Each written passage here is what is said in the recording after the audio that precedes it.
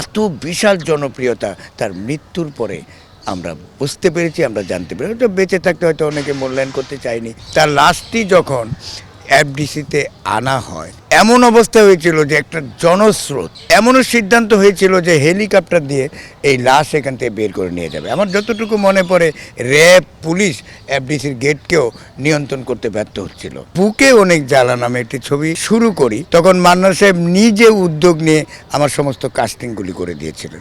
মহরতের দিন বলেছিলেন এই ছবিটির প্রযোজক আমি। ছবিটি রিলিজের পর নিজ দায়িত্বে এই টাকাগুলো আমি আপনাদেরকে প্রদান করব। এই যে বড় মনের একটা পরিচয়, এই যে ভালোবাসা, হঠাৎ ব্যথা, হঠাৎ হসপিটালে যাওয়া এবং তার যে রিং পরানোর বিষয়টা ছিল, সব কিছু মিলে একটা হৃদয় ব্যথার উপর। তার একটা ইচ্ছে ছিল যে একদিন সে সুপারস্টার হবে। তার সেই ইচ্ছাটা কিন্তু সে পূরণ করেছে এবং সম্পূর্ণভাবে একজন সফল ব্যক্তি।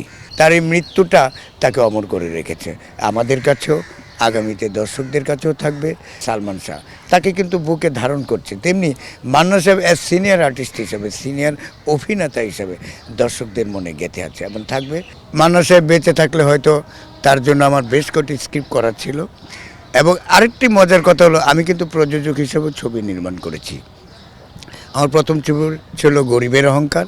এরপরে যখন আমি বুকে অনেক জ্বালা নামে একটি ছবি শুরু করি, তখন মান্না সাহেব নিজে উদ্যোগ নিয়ে আমার সমস্ত কাস্টিংগুলি করে দিয়েছিলেন এবং উনি মহরতের দিন বলেছিলেন এই ছবিটির প্রযোজক আমি। নেপথ্যে আছি, আপনারা ছবিটি সবাই করবেন, কনভেন্ট ছাড়া আপনারা বাবুল রেজা সাহেবের কাছে কিছুই নেবেন না।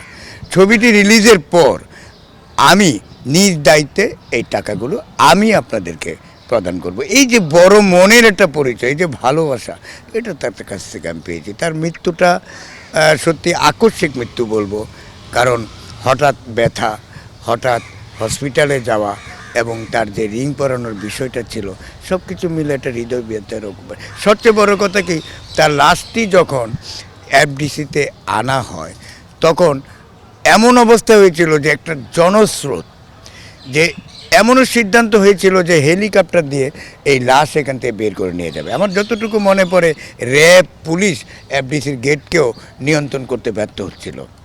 তার এত বিশাল জনপ্রিয়তা তার মৃত্যুর পরে আমরা বুঝতে পেরেছি, আমরা জানতে পেরেছি। ওটা বেঁচে থাকতে হয়তো অনেকে মূল্যায়ন করতে চায়নি। তার কিছু রুক্ষ কথাবার্তা অনেককেই দূরে সরিয়ে দিত, কিন্তু আসলে সেটা তার মনের ছিল না। এখানে হাত দিয়ে বলতে কি, মান্না সাহেব তো আমি সহকারী পরিচালক হিসেবে যেটা দেখেছি, আমার অনেক পরে উনি চলচ্চিত্রে এসছেন, কিন্তু আসার পরও তার একটা ইচ্ছে ছিল যে একদিন সে সুপারস্টার হবে এবং তার সেই ইচ্ছাটা কিন্তু সে পূরণ করেছে এবং সম্পূর্ণভাবে একজন সফল ব্যক্তি। আর্থিকভাবে বলেন, সম্মানের দিক দিয়ে বলেন, ইজ্জতের দিক দিয়ে বলেন এবং দর্শকদের পাওয়া ভালোবাসা সব কিছু তিনি নিয়ে গেছেন। তার এই মৃত্যুটা তাকে অমর করে রেখেছে আমাদের কাছেও, আগামীতে দর্শকদের কাছেও থাকবে। যেমন ধরুন, একটা নাম এসেই যায় যে পাশাপাশি আরেকটা নাম এসে যায় সালমান শাহ, তাকে কিন্তু বুকে ধারণ করছে, তেমনি মান্না সাহেব অ্যাজ সিনিয়র আর্টিস্ট হিসেবে, সিনিয়র অভিনেতা হিসেবে দর্শকদের মনে গেঁথে আছে এবং থাকবে। তার এই প্রয়াণ দিবসটি সামনে আসছে। এই প্রয়াণ দিবসে শুধু দর্শকদের বলবো, আপনারা দোয়া করবেন আমি একটা তার প্রশ্ন আত্মার আপনার কাছে মাঝে। করতে চাই, যে প্রশ্নটা